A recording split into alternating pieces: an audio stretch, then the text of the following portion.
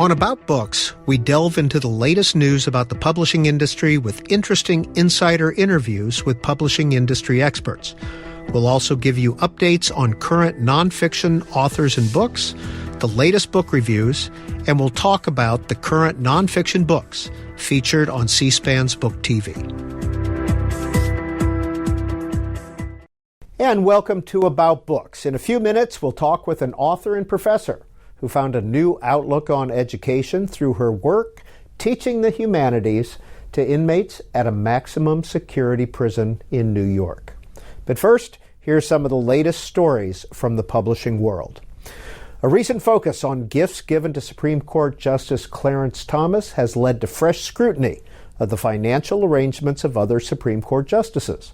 And the judicial reform group Fix the Court recently highlighted the book deals of Justices Sonia Sotomayor and Neil Gorsuch. Fix the Court notes that both Justices Sotomayor and Gorsuch failed to recuse themselves on copyright infringement cases involving Penguin Random House. Fix the Court reported that Justice Sotomayor has earned more than $3 million from books published through Penguin, and the group said Justice Gorsuch, whose A Republic If You Can Keep It memoir was published by Penguin's Forum Books in 2019, earned over $500,000. In other book news, the 2023 Pulitzer Prizes were announced. Here's some of the winners. Freedom's Dominion, a saga of white resistance to federal power. Jefferson Cowie, he won the prize for history. G-Man, J. Edgar Hoover and the Making of the American Century by Beverly Gage, won the biography category. And Stay True, a memoir by Hua Hsu, won the prize for memoir or autobiography. And His Name is George Floyd by Robert Samuels and Tolu Olorunnipa won the general nonfiction category. Both Beverly Gage and Tolu Olorunnipa were recent guests on Book TV. You can find them in our video library. And finally, in publishing news, the U.S. Postal Service announced recently that it would honor children's book author and illustrator Tommy DePalla on a new Forever stamp.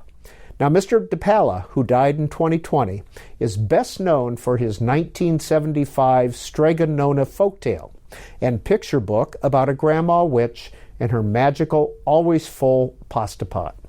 Mr. DePalla received a Children's Literature Legacy Award from the American Library Association in 2011, and the new postal stamp art features the cover of Strega Nona. And now a conversation with author and professor Brooke Allen, who teaches the humanities to inmates at a maximum security prison in upstate New York. She recently wrote a piece in the Wall Street Journal about her experience entitled, "College Should Be More Like Prison." So, Brooke Allen, what is the Bennington College Prison Education Initiative, and how did you get involved in this? Well, Bard College started a prison education program. It must be close to 20 years ago now, I think, quite a long time. It was very successful. And my colleague at Bennington, Annabelle Davis-Goff, who's a writer and teacher at Bennington, decided that she thought this was quite fabulous and she would try to start a similar one at Bennington. And so she contacted a prison, which is not that close. It's about an hour from Bennington in Comstock, New York, and after men's maximum security prison. And after a lot of jumping through hoops and filling out forms and a lot of, security issues, she was able to start the program. And I'm thinking that must be, I don't know, maybe close to 10 years ago, 7 or 8 years ago at least. And I got involved in it through her. She's somebody I admire and take her advice. And she said I would love the teaching there, which in fact is true. It was great. Well, what were you teaching at Bennington and what were you teaching at the prison? At Bennington, I taught literature. And it's a small department, so we had a very wide sort of range of things that we all tried to do. And I found myself sort of specializing in 18th century stuff because that seemed to be lacking at the college, and I thought it was a gap. And when I moved on to the prison, I took some of that with me. And Annabelle said they already had literature teachers enough, but they needed something more broad. So I developed a series of classes called History of Thought. And the first class I taught was on the Enlightenment. and the second class was on the Renaissance. And I've taught a class for advanced students in Romanticism.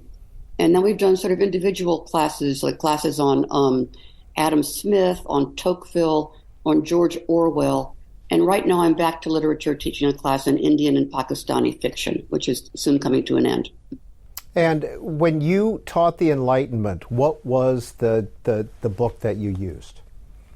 We didn't use a textbook. We did readings from the actual authors, and it's quite, in that case, it's not particularly difficult because the Enlightenment writers were reading to be understood. So they're not trying to couch things in too many hidden metaphors. We started with John Locke and Hobbes in the obvious places. We went on to Montesquieu. We read the Spirit of Laws, and we read Persian Letters.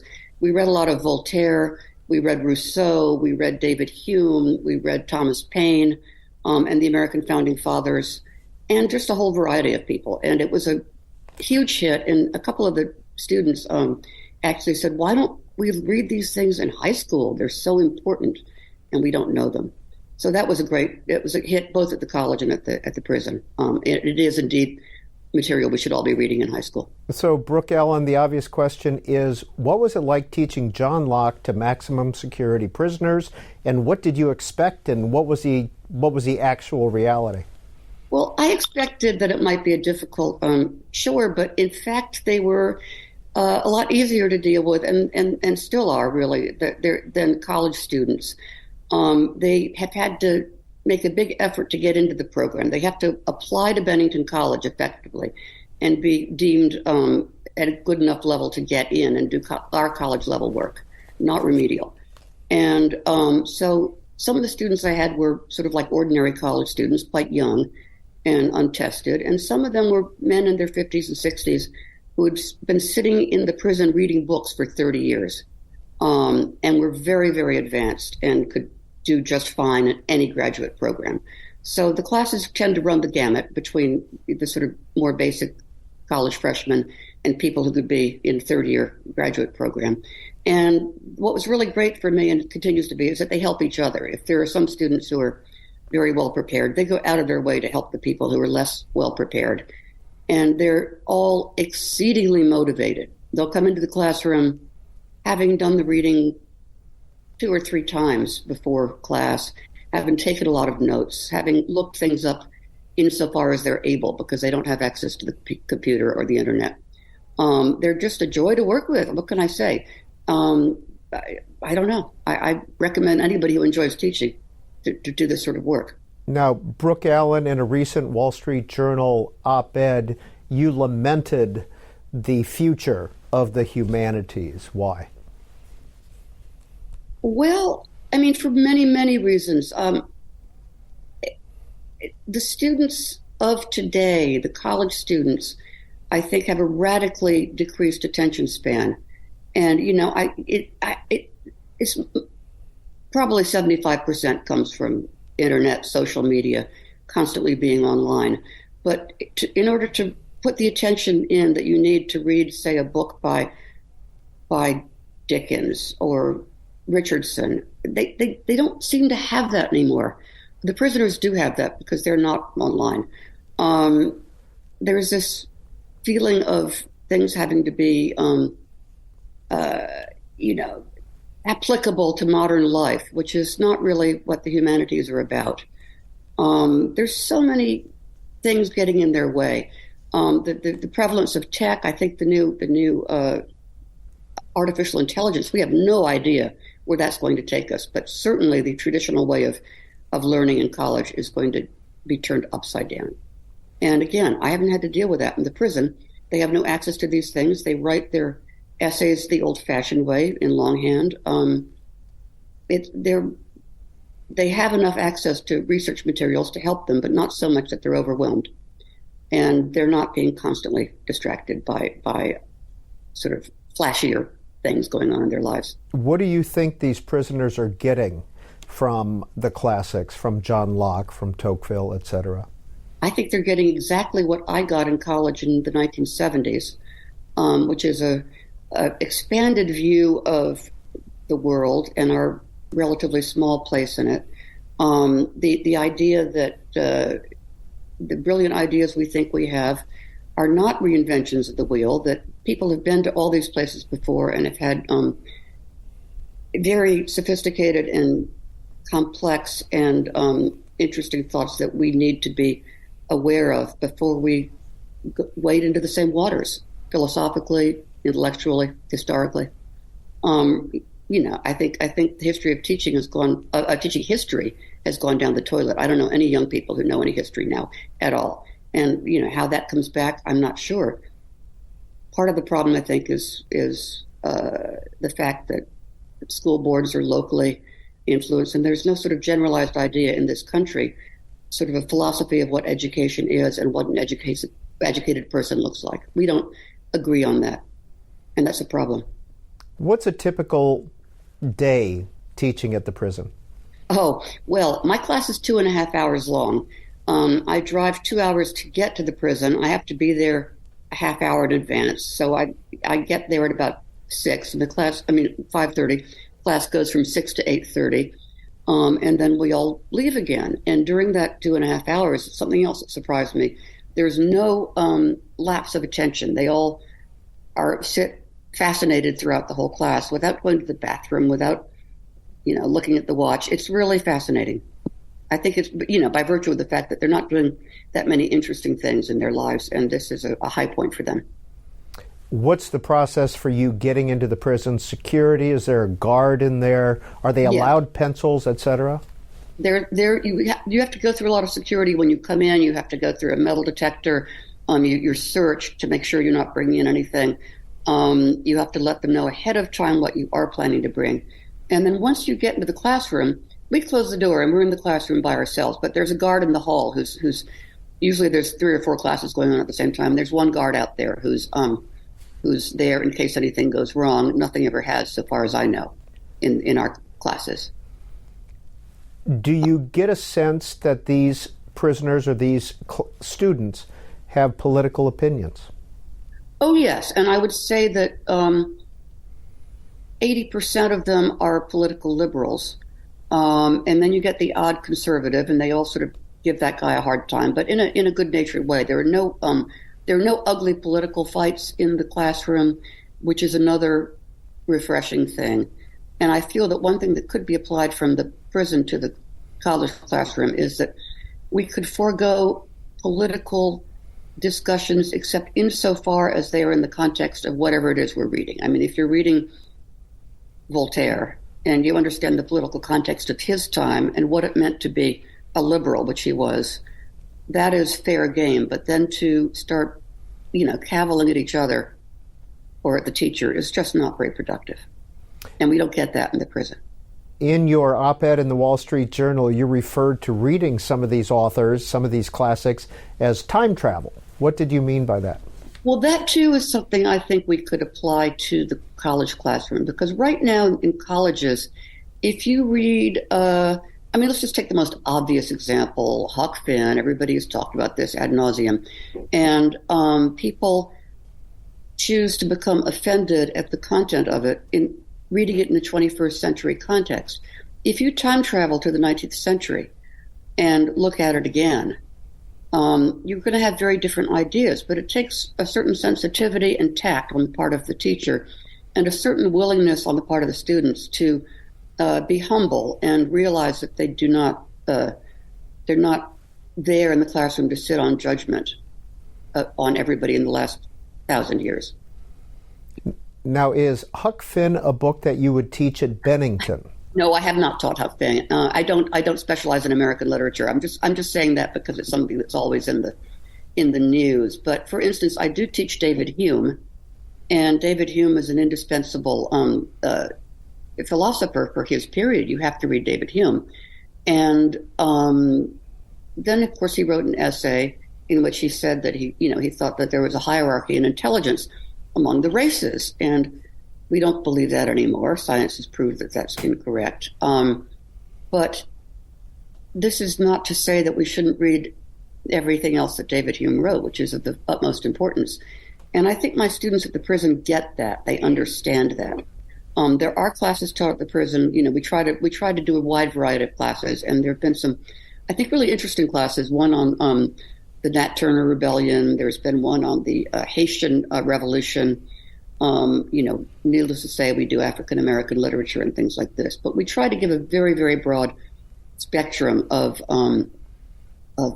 historical literature and philosophy, and to really make the students understand that each book is a product of its own time. It's a creature of its time. And that goes also for the books that people are writing right now.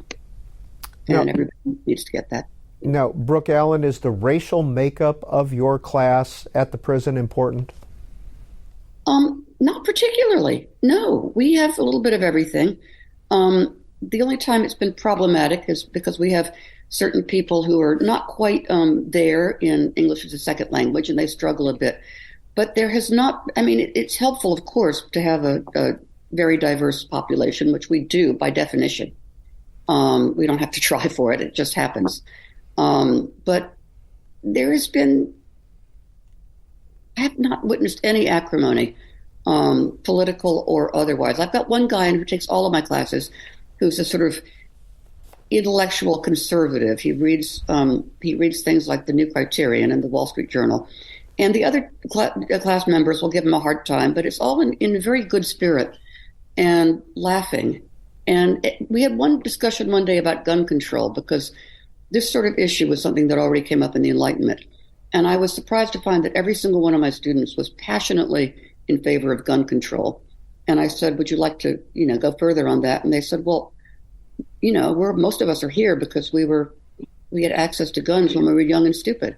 And we don't want to be, but that was crazy. So of course we're in favor of gun control. So these things are interesting. Professor Allen, are most of your students there for life? No, a certain proportion, I would say maybe a third of them are.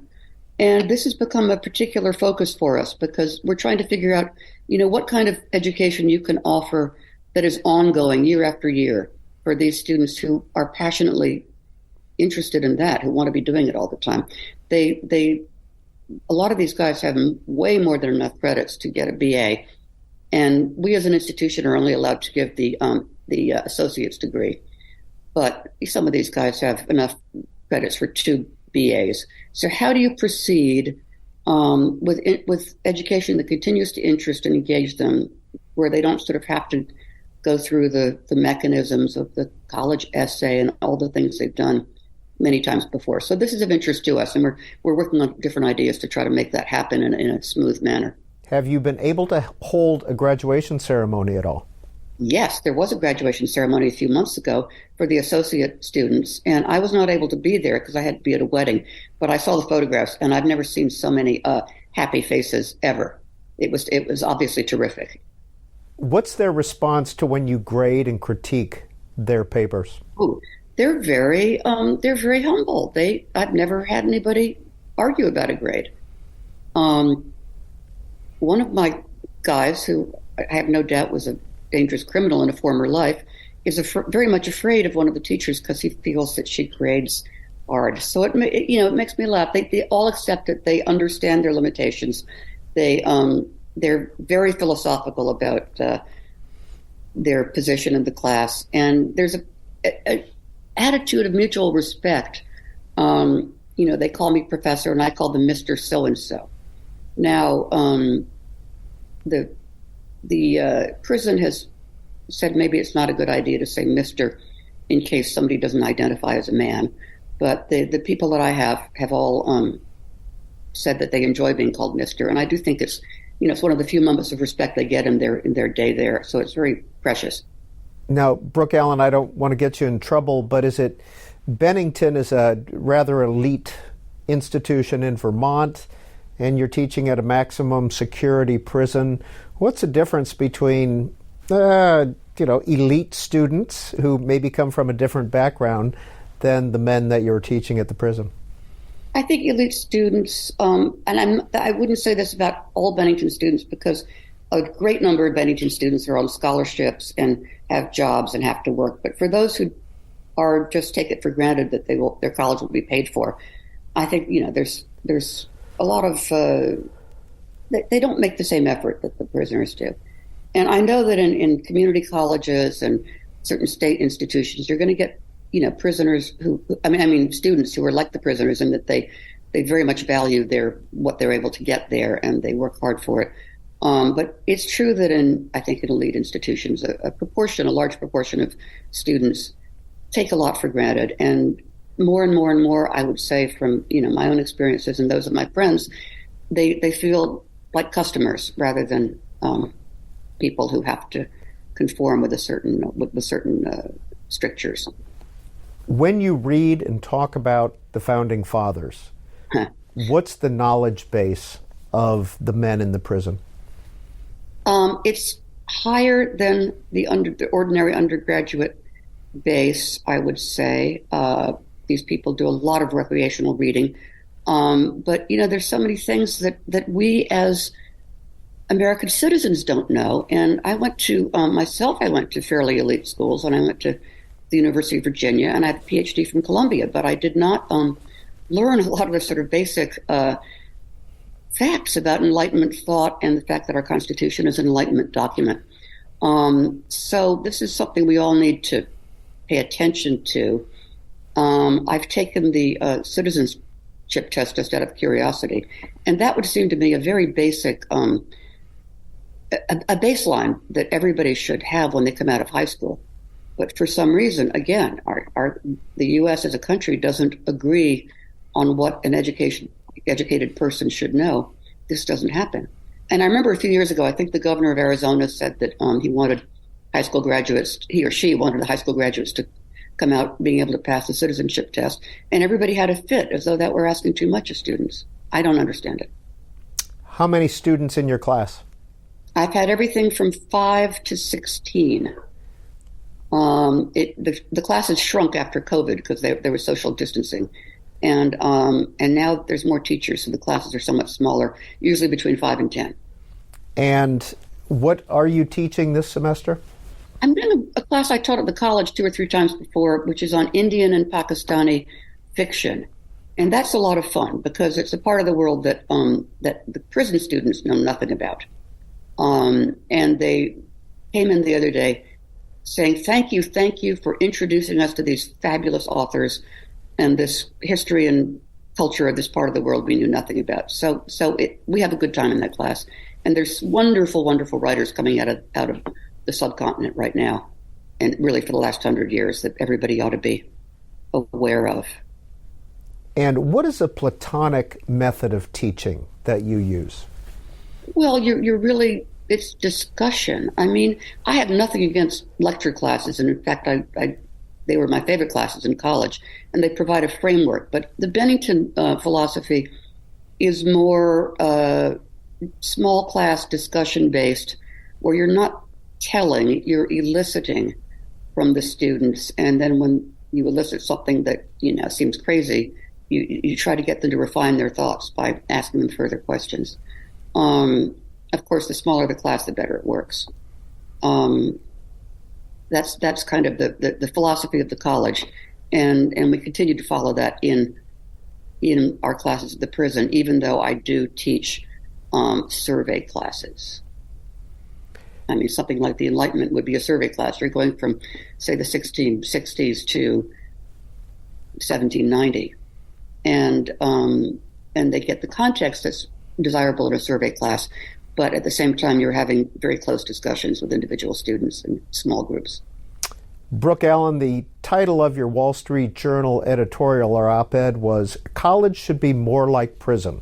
Was that your title? It was definitely not my title, and I got a certain amount of flack for it. But the editorial editors, they want people they want eyes on page, and I think they succeeded really well in that. And there certainly are aspects of the college that I wish could be more like the prison. I wish it were more tolerant. I wish it were more peaceful. I wish there were no phones and computers in the classroom. There's so many things I'd like to see similar to the kind of class we have in the prison. Brooke Allen, former Bennington College professor who works on that institution's prison education initiative. We appreciate your time on Book TV. Thank you. Bye-bye. And you're watching About Books, a program and podcast produced by C-SPAN's Book TV. Well, each Tuesday, dozens of new books are published. Here's a recent sampling. Two new history books focus on high-profile congressional hearings of the 20th century. In The Last Honest Man, Pulitzer Prize-winning reporter and author James Risen profiles Idaho Democrat Frank Church and the Church Committee hearings of 1975 and 76. Officially known as the, quote, Select Committee to study governmental operations with respect to intelligence activities, the Church Committee helped pull the curtain back on an array of intelligence abuses by the CIA, FBI, and National Security Agency. And another new book that just came out is called The Watchdog. It's by NPR senior editor Steve Drummond, and it looks at Harry Truman's work when he was the junior senator from Missouri. Mr. Truman led congressional investigations into military waste and war profiteering during World War II. And it was that work that became known as the Truman Committee that would help springboard him to the vice presidency spot on the 1944 ticket with Franklin Roosevelt. Well, also each week, national publications review the latest books. Here's a couple. The New York Times recently reviewed Hector Tobar's Our Migrant Souls, A Meditation on Race and the Meanings and Myths of Latino. According to the reviewer, Francisco Cantu, Mr. Tobar is as likely to quote historians and cultural theorists as he is to cite students, store clerks, or an undocumented Trump supporter randomly encountered on the street. He is also quick to acknowledge the problematic nature of the word Latino. That's from the New York Times. And in another review, this on the Washington Free Beacon news site, Andrew Stiles reviews Luke Russert's new book, Look for Me There. Luke Russert was an NBC News correspondent, particularly on Capitol Hill. He was the son of Tim Russert, former Meet the Press host. And the book looks at Mr. Russert's travels across 6 continents and his efforts to come to terms with his father's death. Quote, It's not the worst memoir ever written, not even close probably, Andrew Stiles writes in the Free Beacon. But as soon as Luke Russert embarks on his global quest for purpose and enlightenment, the average reader will find prohibitively challenging the task of taking him seriously as a writer, traveler, thinker, bon vivant. At various points through his journey, Russert compares himself to Buddha, the Virgin Mary, a Rwandan silverback gorilla, and Jesus Christ. That's Andrew Stiles writing in the Washington Free Beacon.